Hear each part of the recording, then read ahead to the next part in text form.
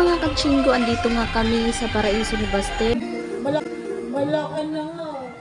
Andito nga kami para i-celebrate ang birthday ng mga katrops ko. O, diba? 3 yan sila, kaya sulit ang birthday celebration. Keep on watching mga kachinggo.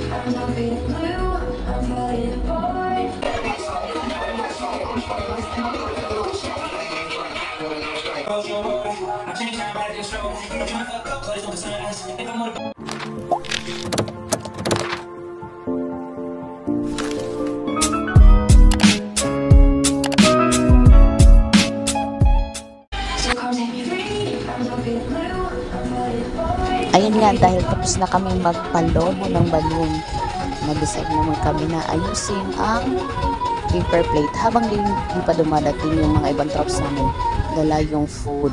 Diba? Kami muna ang nag-prepare dito sa cottage. Diba, pakit yung isa dyan. Yung, nahiya tuloy. Busy ako kakatingin sa malayo. Ayun, may ginagawa din pala siyang kababalaghan. Char. Love you, Ness. Bigla kaming natahimik o naging seryoso sa kaka-prepare ng paper plate namin. O, diba? Para gamitin namin mamaya. So, yan. Go fight lang, mga katrops. Ayan, dahil tapos na kami, hinugasan na niya yung pipino.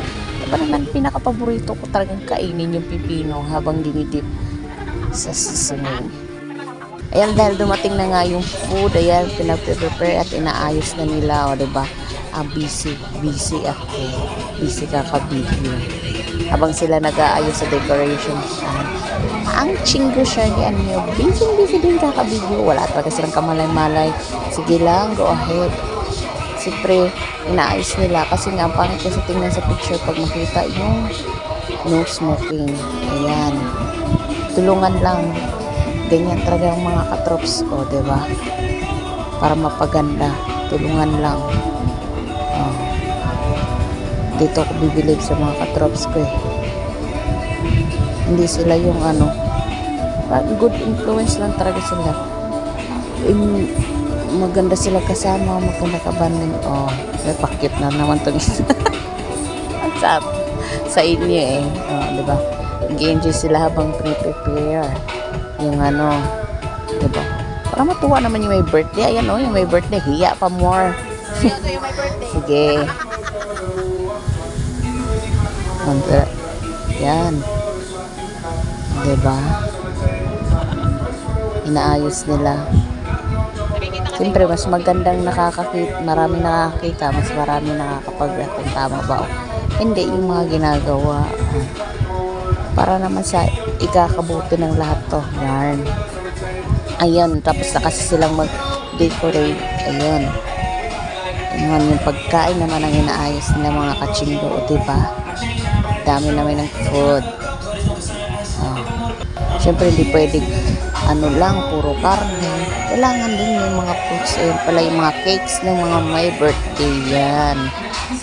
But I love the fruits. Marami ako nakain na prutas talaga. At that time, mga kachinggo, ewan ko lang ba.